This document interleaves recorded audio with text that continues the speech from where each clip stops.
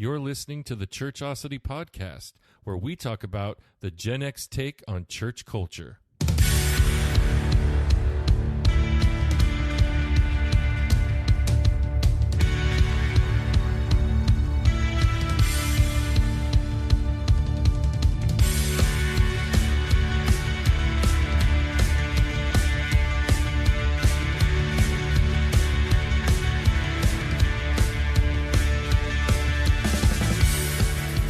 What's going on, everybody? Welcome to another episode of the Churchosity Podcast. My name is Heath Brady, and I'm your host. And my name is Andrea Brady, and I'm your co-host. We're a couple of Gen Xers trying our very best to give you our perspective on church culture. And this podcast is dedicated to the Gen X Christians. You know, the ones who just want to keep it simple. The ones who just want to live quiet, peaceable lives. We represent the generation of Christians who sometimes looks at what others are doing and thinks, whatever.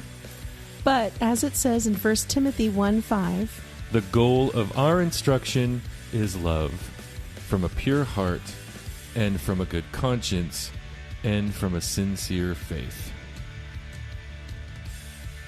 Well, Andy? Yes. How's it going? It's going fine. It's going well. I hope that I'm not the only one here, but I am just still absolutely soaring on cloud nine from Easter Sunday. Just Holy Week in general. Yeah. I was talking with one of my pastors today, and I told her, I says, you know, I can't wait for next year. Like, it's kind of sad that Easter's over. We had such a great week of Holy Week. Yeah, it was great. I really enjoyed it. Yeah. It's been a long time since I've been in a church that celebrates Holy Week. Yeah, well, I've never been in a church that celebrates Holy Week, so it's been a long time for me, too. Yeah. But, man, we just had such a great weekend at church. For those of you who don't know, the job that I have, I'm in charge of children's ministry and youth ministry at our church. And over the weekend, we got the just blessed opportunity to serve the general Salem community from our church building and property. On Saturday, we had a free all-community Easter egg hunt. Yeah. And, man, there were thousands of Easter eggs and candy just flung across the soccer field up top. We had close to 400 people show up for that Easter egg hunt. Yeah, it was great. Was it really that many? Wow. Yeah. That's well, so the exciting. official count was 381, so yeah, close to 400. Yeah, we also had volunteers and things too. But. Yeah, well, with the volunteers altogether, we had over 400 people there altogether, yeah. Mm-hmm. But shout out to the volunteers who we could not have pulled that event off without their help. That is definitely for sure. But then on Easter Sunday, besides having 4 Easter worship services starting at 7 a.m., yeah, the youth put on an Easter breakfast where we served cooked from scratch biscuits and gravy, sausage links, scrambled eggs, some cut up fruit. We had coffee, orange juice, and water. But it was a fundraiser for the upcoming youth retreat. And nice. Man, it was just such a neat thing. It felt like a big family reunion dinner for breakfast all morning long. It started at about 10 minutes to 8 in the morning and went until 11:30. Yeah, it was busy. Yeah, it was very, very busy. And we had tons of the youth came out to volunteer their time to serve the meal and wait on the folks from our church and those who were coming to church. And that was really nice to see. Yeah, we had great response. And just walking around and chatting with all the families and stuff, just how much of a blessing Saturday and Sunday was to everybody. We made a lot of hearts happy over the weekend. Did. Yeah. It was really, really great. I'm still flying high from it. And I told my pastor today, I said, man, I can't wait till next year because it was just such a great week. Yeah, it was pretty cool. I love that. Well, we got some stuff that we want to talk about. Some stuff that has been kind of on the back burner, I would say, for quite a while. Okay. We have some things that we've wanted to talk about. So Been simmering back there on that back burner. Oh man, yeah, and I would argue that this conversation that we are about to have is something that has been in the works for many, many years. And I have just been more or less chomping at the bit to have this conversation, but the timing needed to be right. I think that we should just get right into it.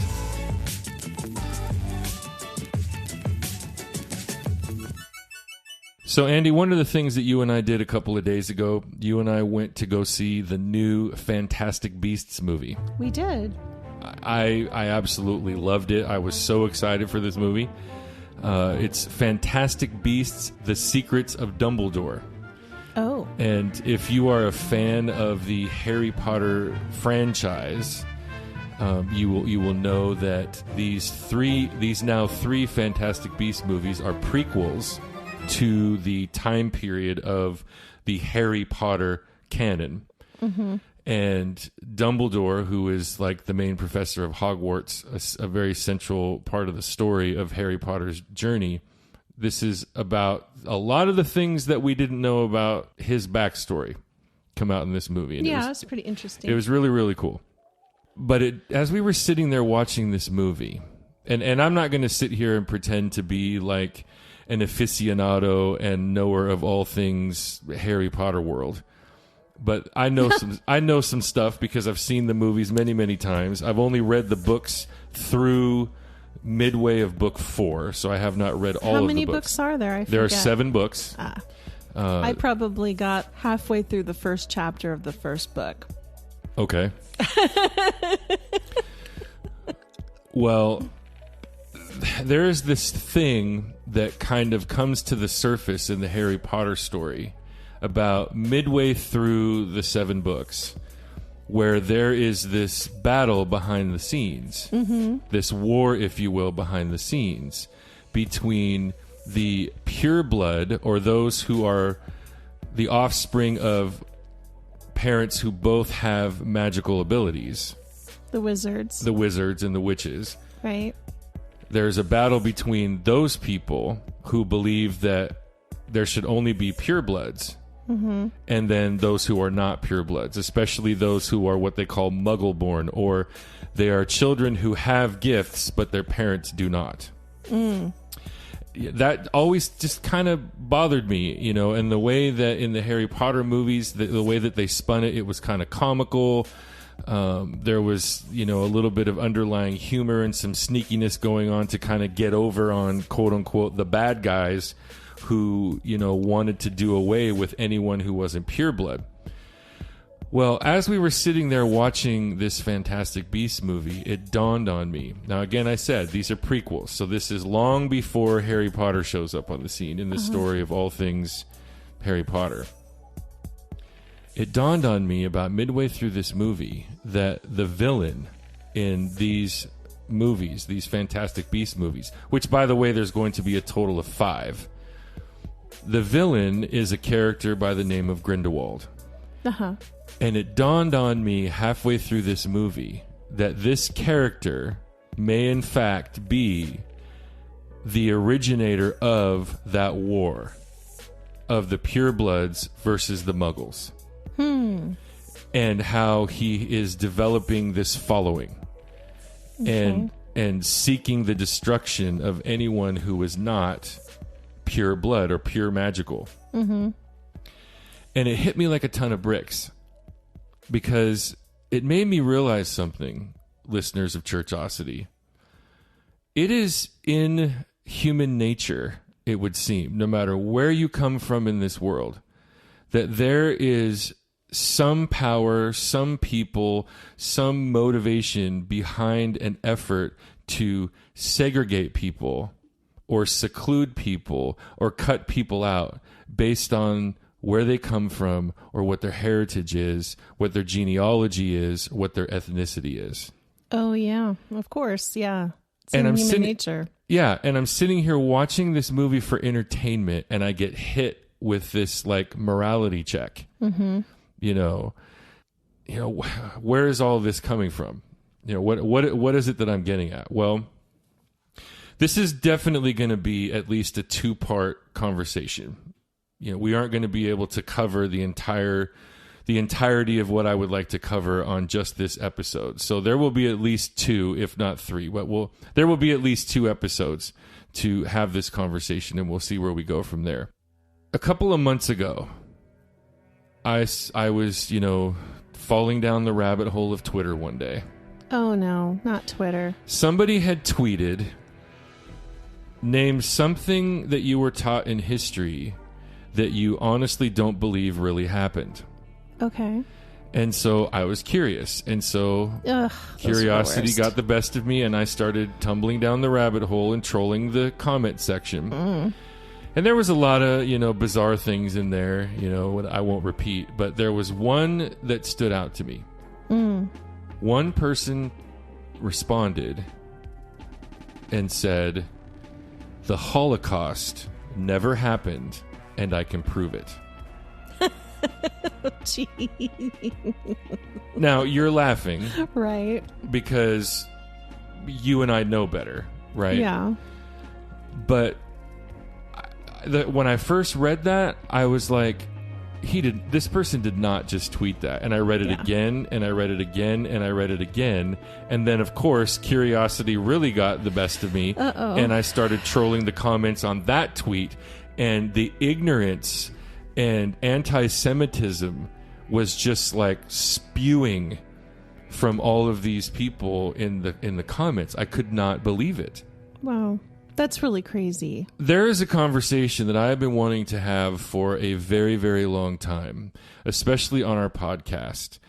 But at the time that I wanted to have this conversation, it was right around the time that George Floyd was murdered. And I thought to myself, I got to read the room. It isn't the right time to have this conversation. Yeah. Not to mention the fact that, and I'm not saying that I feel completely qualified to have the conversation now, but 2 years ago, I really was not in a place where I felt qualified to have this conversation. Right. So I thought that at least for this half of the conversation, I would tell a couple of stories to kind of lead us in the direction that I would like this conversation to go. And first and foremost, if you haven't already, if you're listening to this podcast right now, be sure to follow us on our socials, Facebook, Instagram, and Twitter. Our handle is @ChurchosityPod. We want some feedback. We want dialogue. We want conversation. We want you to be a part of this conversation. There is no wrong answer. There is no right answer. There's no wrong question. There's no right question. But just know that we have an open... There are some wrong answers, I will say. Yeah, especially the ones that I read in that Twitter post. Touche. I'm just saying. Some wrong answers. I'm just saying. We pretty much have an open door policy of communication between our listeners and ourselves through our socials. So feel free to chime in, please. So I thought that where I would start is from the beginning. I was born... Oh, you're going to the very beginning. In the beginning. Right after I was born, my birth father and my mother got divorced. And the man who raised me from about 7 months old was my stepdad. And so my stepdad and my mom raised me from about when I was a little toddler. And he ended up adopting me when I was like 4.5 years old or something like that, which is where my last name comes from. Brady is not my given last name. Growing up, I never knew who my actual father was. And when I was probably like 5, 6, 7 years old, for some strange reason, my mom and stepdad would take me down to the old Seattle Center Coliseum once a year for the auto show. Do you remember the auto show back in the day? I never went to those. Dad never took you down to that? Nah. It basically was this big like convention for, people who had awesome cars. 1 year, Kit from Knight Rider, the old black Camaro, was there with David Hasselhoff. So like it's kind of a big deal. But every year there was this guy who had a van that was all tricked out, and for some reason, my mom and stepdad would make sure that we saw this guy. Uh-huh. And then I would end up somehow spending like several hours and then eventually a day or two at this guy's house with his wife. Weird. Come to find out, this man was my father. Oh. And that was my mother's way of kind of breaking the ice and softening the blow that my stepdad wasn't actually my real dad. Huh. And so, that was just kind of weird. Guess that's one way to do it. Yeah. I don't recommend that. Okay. But fast forward several years later, I'm playing baseball. I'm in the All-Stars. My mother says, hey, would you like me to pick up the phone and call your father to see if he would come watch you play baseball? Yeah. So he comes out and watches me play. And like over the course, I think I was 12 or 13 years old. And over the course of probably 10, 12 years, I saw him maybe once or twice a year. We never had a relationship. When I was about 25 years old, there was someone really close to one of my brothers. His best friend was killed in a car accident. And one of the last things that he and I talked about was that it's never too late to have a relationship with your father. Mm. And then after this friend of my brother's was killed, I remembered what he said to me. And so I immediately picked up the phone. This is back when you still had to call information to find people. The internet wasn't a thing yet. And I found my father. Mm. I think it was that very night. I called him on the phone, found out where he lived, and I went over to his house and I had a conversation with him. And so he and I, from that moment, started building a relationship with one another. Mm-hmm. Well, come to find out, my father was Jewish. Mm. And you never knew that? I never knew that. I never knew that my father was Jewish. Wow. And there's a whole backstory to his life that I'm not going to, bore all of our listeners to tears with telling. But he and his brothers and his parents, they were very Jewish. Mm-hmm. In fact, there's a miraculous story of my paternal grandfather escaping a concentration camp in Russia and emigrating through Canada into the United States of America. Wow. So when I see a tweet that says the Holocaust never happened and I can prove it, if I could, I would dig up my grandfather's body and show you the scars on his arms from where he was branded with the Star of David and his call number for attendance in the concentration camp that he escaped from in Russia. Right. So, needless to say, over the past 30 plus years, I've been on this journey to trace my Jewish heritage. Okay. Now, mind you, finding out that I do in fact have Jewish heritage at the age of 25, it makes things like the movie Schindler's List hit a little harder. Yeah. It makes movies like Saving Private Ryan hit a little harder. Because now I'm looking at it through a different set of eyes. Right. Knowing the horrific backstory of my ancestry on both my paternal grandfather's side and my paternal grandmother's side. Mm-hmm. Because my grandfather was Russian, my grandmother was Spanish, they were both Jews, and they have their own backstories that are miraculous. It's literally a miracle that I'm here. And so, over the course of time, and with the help of things like seminary for me, I've actually been able to trace my personal Jewish ancestry all the way back to the early 2nd century in Palestine. Oh my gosh, wow. Yeah. And it's pretty fascinating. And part of that story is the Holocaust. Mm-hmm. So anyhow, what is all this? What am I getting at here? What do you want to tell our listeners? After George Floyd was murdered, which was 2 years ago. Yeah. Oh, man, already.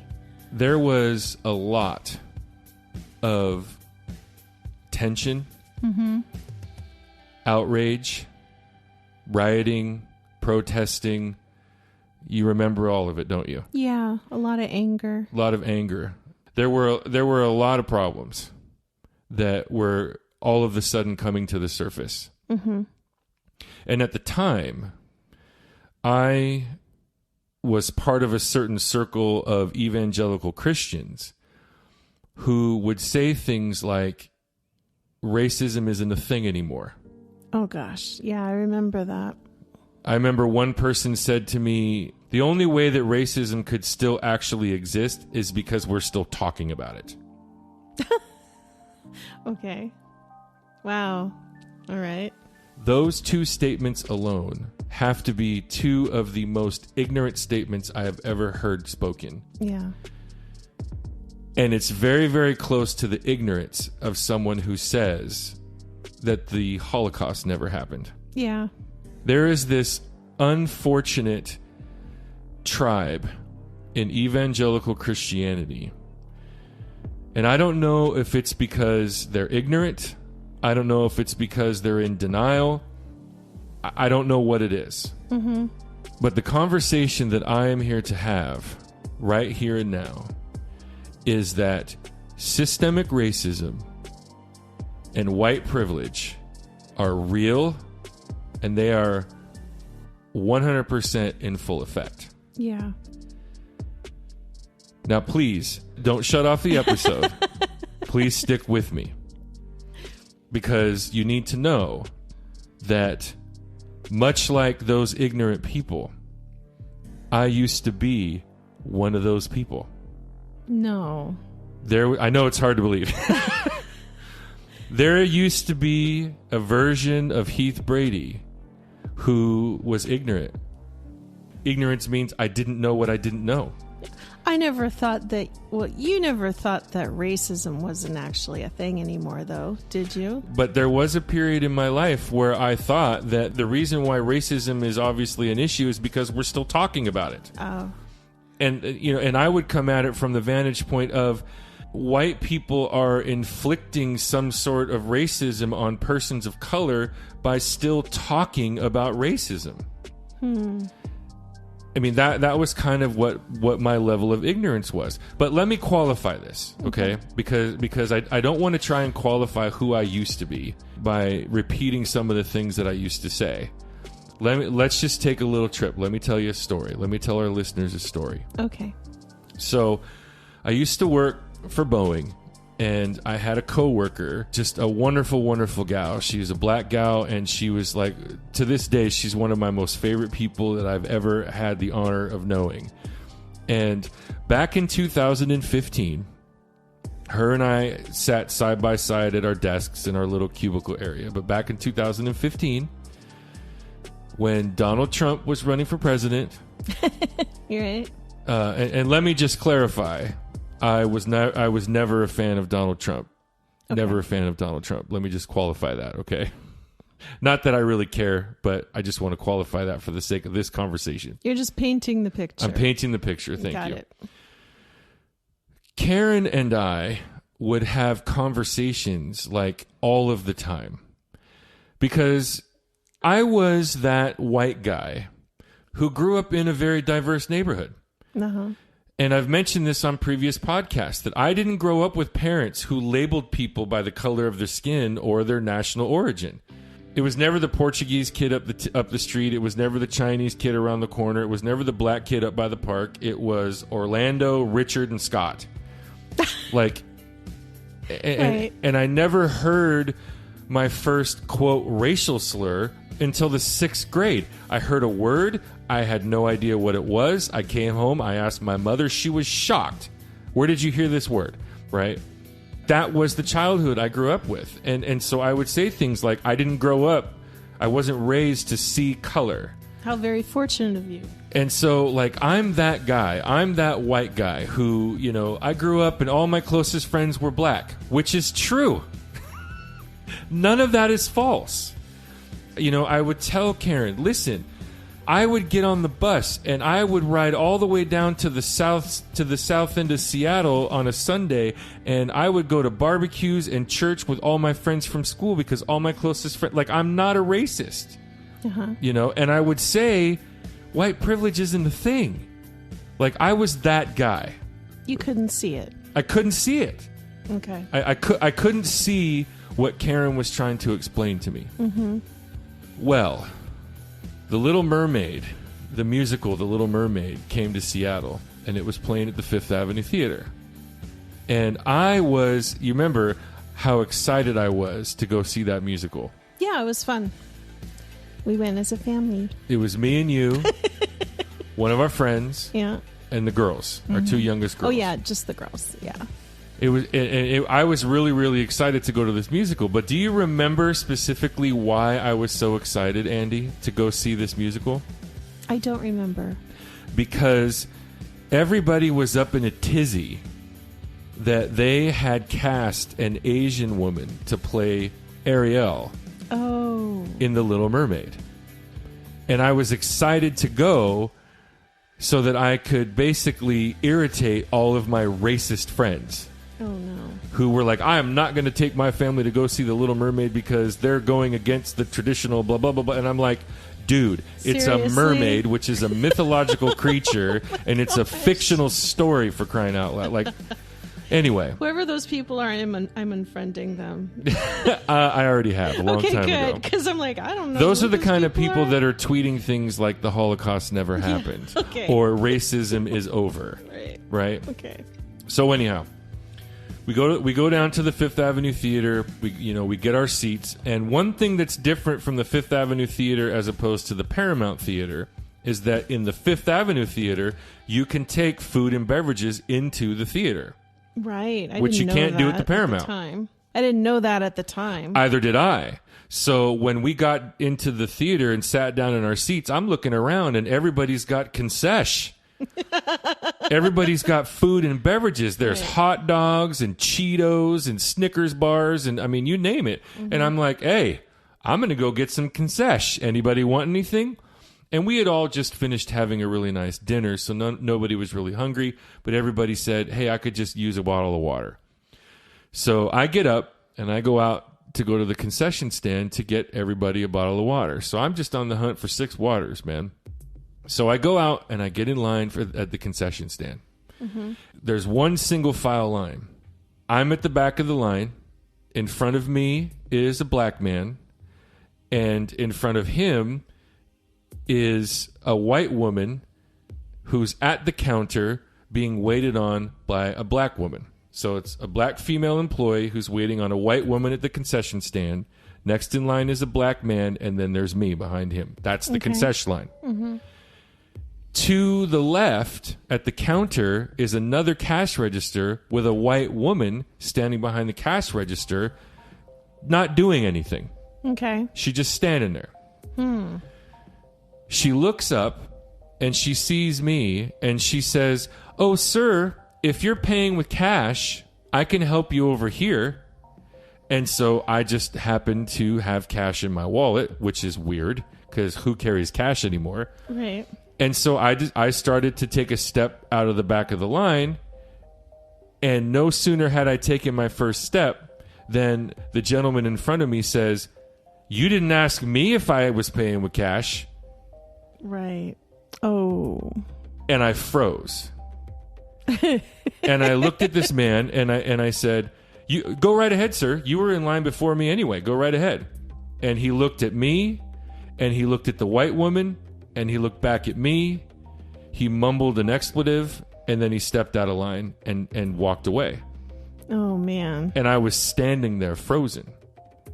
Mm-hmm. And I will tell you, ladies and gentlemen, in the moment, all I wanted to do was drop everything and run after this man and apologize to him profusely because I felt like I had done something to upset him. Right. But you hadn't. I hadn't, because as I was sitting there in that moment, I had this experience. I had this feeling come over me like I had been born again. Like I had a Saul on the road to Damascus experience with the Lord. Right. Because in that moment, it hit me like a ton of bricks. That what that white woman behind the cash register had done was racism. Mm-hmm. And I benefited from it because of my privilege. Right. Because I'm white too.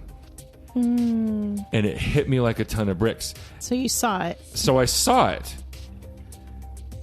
All the while, the black employee finishes up with the white woman who's at the counter and sends her on her way, and I'm just standing there. And I say to the white woman who just racially offended the black man, I'm good, I'll stay right here. Yeah, I'm not moving. I am moving. Good. And then when the black woman behind the counter was all done with the customer who was now in front of me, she waved me up and she said, I can take care of you over here. What do you need? And I went up there to the counter and I said, I just need 6 bottles of water. Yeah. And I said to the lady, I said, I am so sorry. I don't know what to do right now. And in her own way that I can't repeat because we're a family show, she assured me that I had done enough. And as I was getting ready to pay, she gave me a king-size Snickers bar on the house. Wow. So I come walking back into the theater with 6 bottled waters and a Snickers bar, and you looked up at me, and you looked at me, and I looked like I had just seen a ghost. You remember that? Yeah, you did. And you were like, is everything okay? And I said, everything's fine. I will explain it to you after we get home. Yeah. But that was my moment. That was the moment. And this is back in early December of 2016. I could not wait to get back to work the next day. To tell Karen about what had just happened. Yeah. Now, what I don't want anyone to hear me say is that I'm some awesome person and that I did some awesome, great, and glorious thing, because I didn't do anything. No.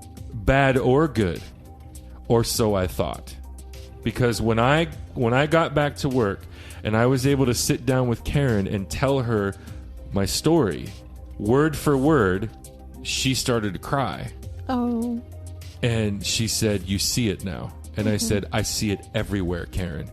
And I told her about how I had just that urge to drop everything and run after that man. And I wanted to throw my arms around him. I wanted to do something. And she said, no, you did plenty, because you acknowledged the problem in the moment by making it obvious that he was being mistreated because of the color of his skin, and you were going to let him go in front of you. Yeah. You called it out. And I was like, I did? And she goes, yes.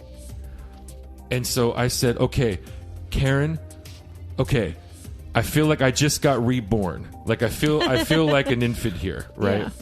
What do I do? Like what do I do? You know how when you first become a Christian, like a lot of people when they first become a Christian, especially, like when my father became a Christian, he like shared the gospel with a tree. Like he was just like so on fire for Jesus. He wanted everybody within ear's reach to hear the gospel, right? I felt that way in that moment. Like I wanted to just like grab everybody. Like I wanted to be John the Baptist and grab people by the back of their head and slam them into the water or something, Right. And I said to her, I said, Karen, what do I do? I don't know what to do. Like white privilege is a thing.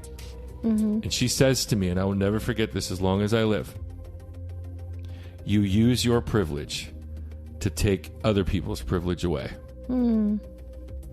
I'll never forget that. And so ever since that moment, that's what I've been trying to do when it comes to systemic racism and white privilege. Right. And I have to be honest with you. I have to give credit where credit is due. It wasn't like I got to this point all by myself. No. Because there is someone very, very close to me who was very, very instrumental in helping me get to this point. And that's my daughter. Yeah. My oldest daughter. She, for probably 3 years, would sit in our living room and have hard conversations with me. Some of them were heated, but most of them were gentle, and they were like honest to goodness questions and answers. And it was always reaching an impasse. And so guess who was the second person that I couldn't wait to tell. It was her. It was my daughter. Right. And I'll never forget the look on her face. She said, "Dad, I have never loved you more or been more proud of you than I am in this moment right now." Aw. And again, it's not to toot my own horn. It's simply, it's like I'm giving all of our listeners my testimony here. Mm-hmm. And I guess that's essentially what this first half of the conversation is me sharing with you my testimony, mm-hmm. Of transformation on the inside. Listen, my eyes were opened, and now I see it everywhere. Yeah. And there is so much more that I have to say about this whole conversation that I just can't contain in one episode. Right. Otherwise, we'd be here for 3 stinking hours or more. Mm-hmm. So there's definitely more to come. Andy, I know that you have a story too.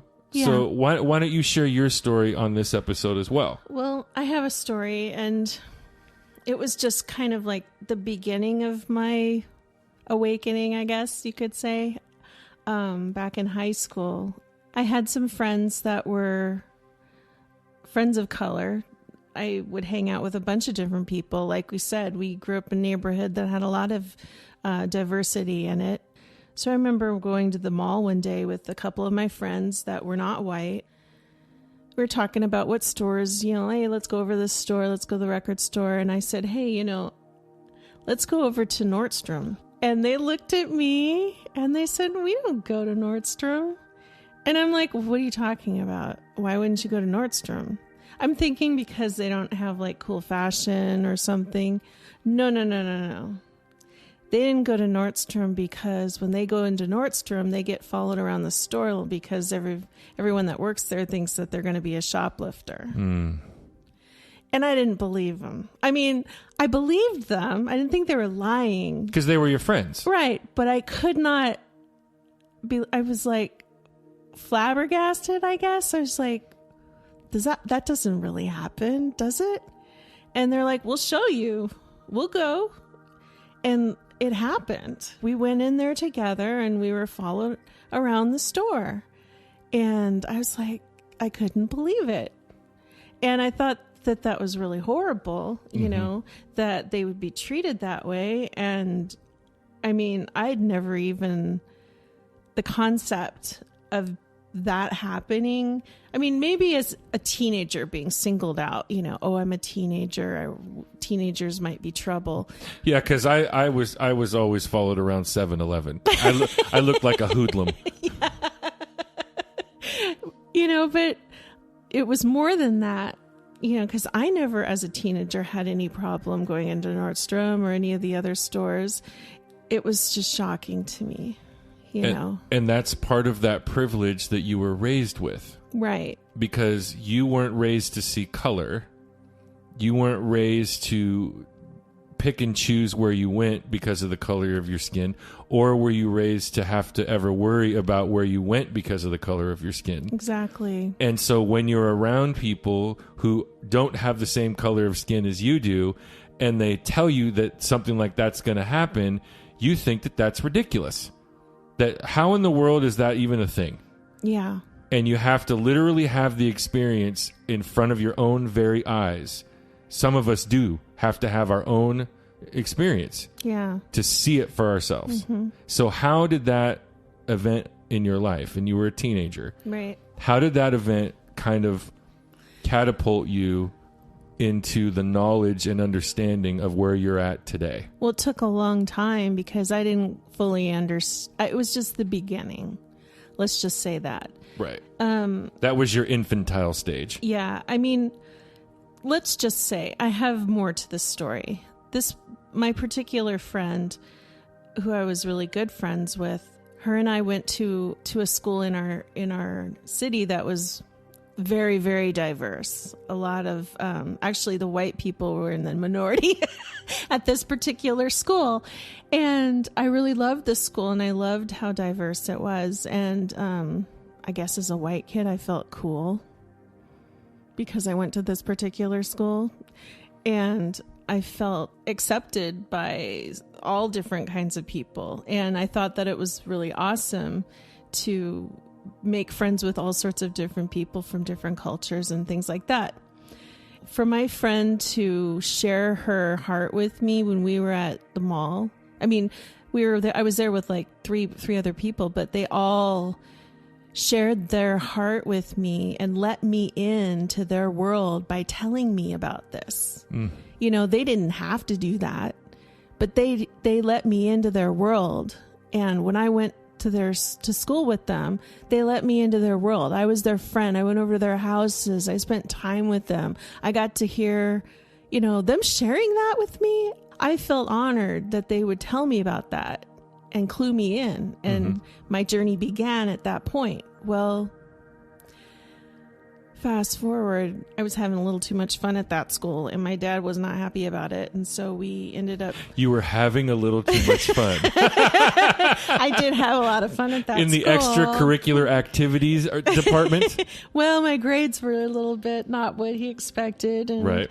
He took me out of there, and he put me into a virtually all-white private school. Oh, gosh. And I had to go to all my friends and tell them that I was leaving that school, and I had to tell them what school I was going to end up going to. And my one friend who I was closest to, she never spoke to me again. And for the longest time, I could not figure out why she wouldn't speak to me ever again. Like, she was so upset and mad at me. I mean, I still can't fully grasp why, but I have a better understanding now. And I'm 50 years old, and this still bothers me. Right. I still think back. It's because she let me into her world. Right. And her world, you know, here I have the privilege of, you know, being able to be like, I can go into her world. I can go into her school. Exactly.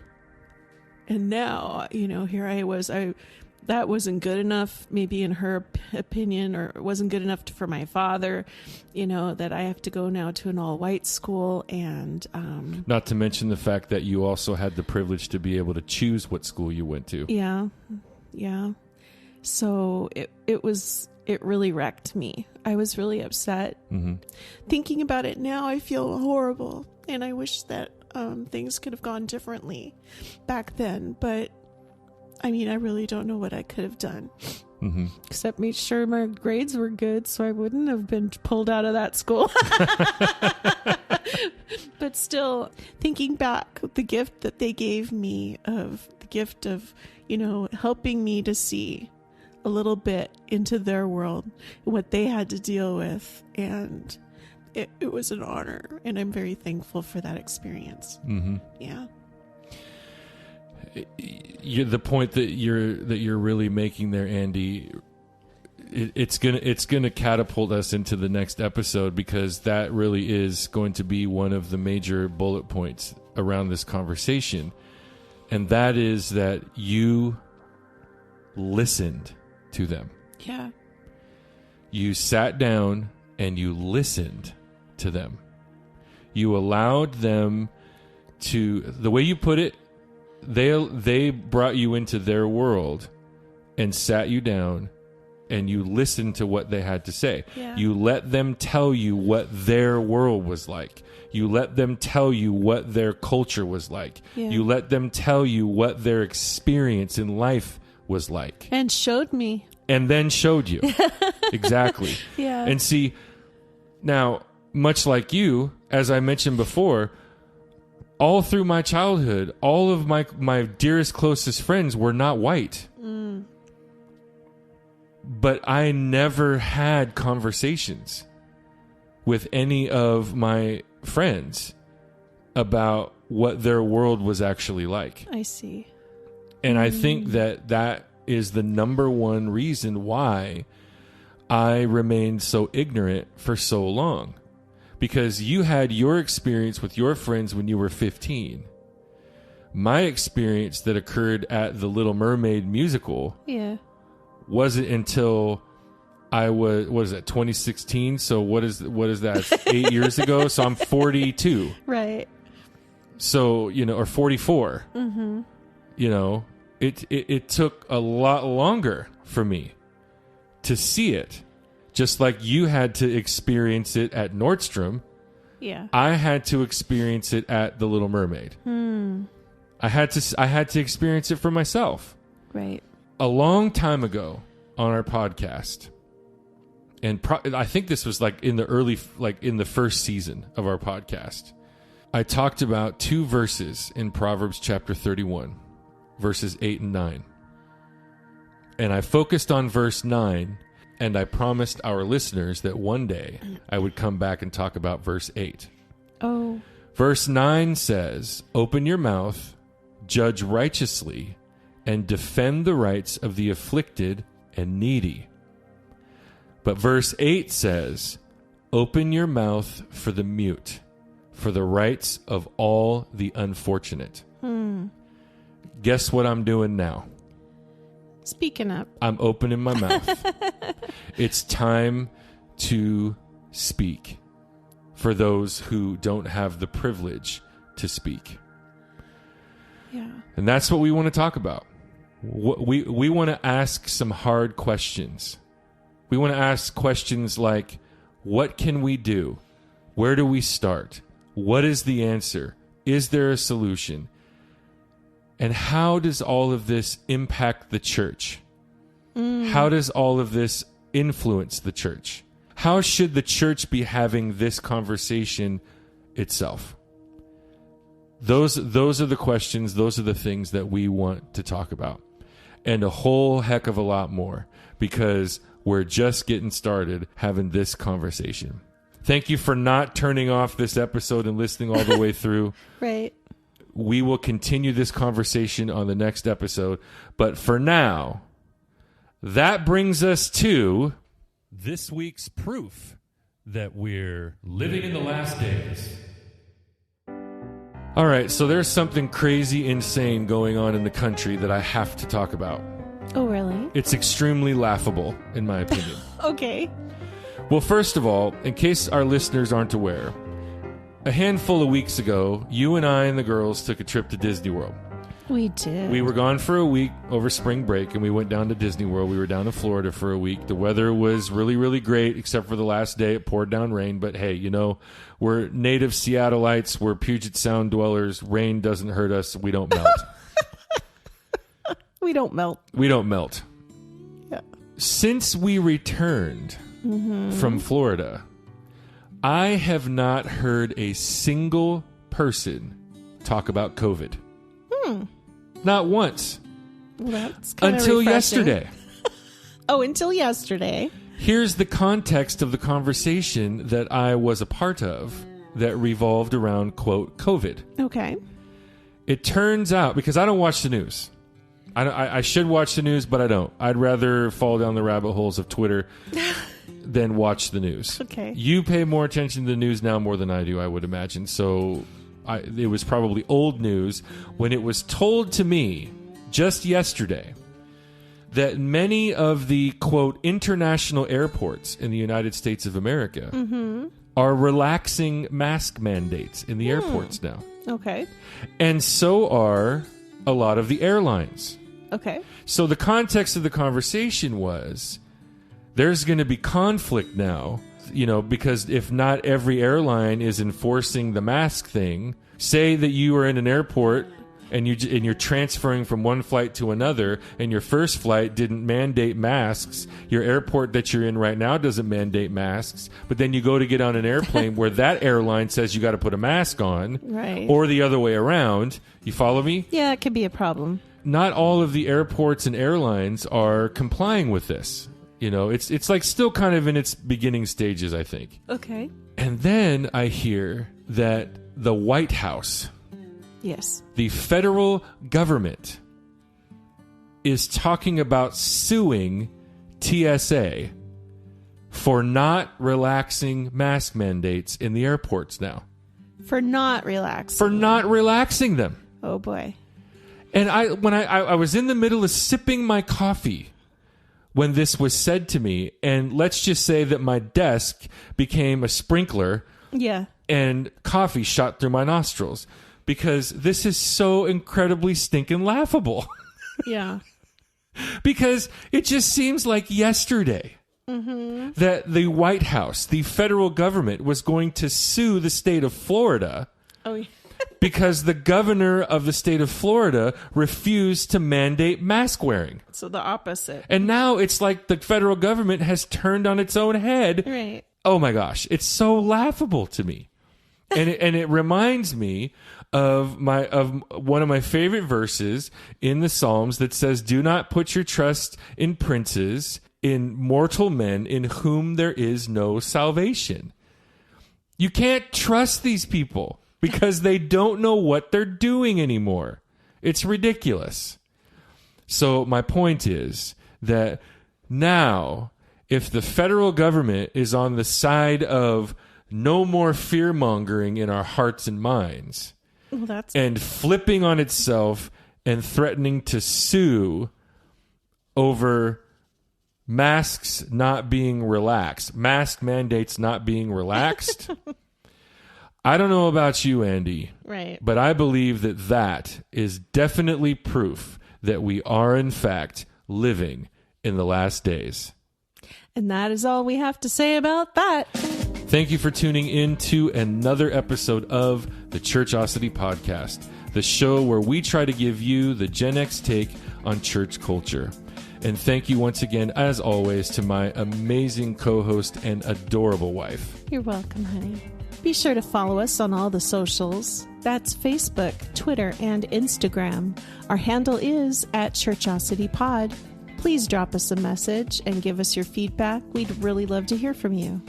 And if you happen to be listening to this episode on either Apple Podcasts or Spotify, please be sure to give us a rating. 5 stars are always appreciated, but not required. And if you feel led, go ahead and leave us a review as well. The ratings and reviews not only boost the popularity of Churchosity Podcast, but they also make it a whole lot easier for other people to find us.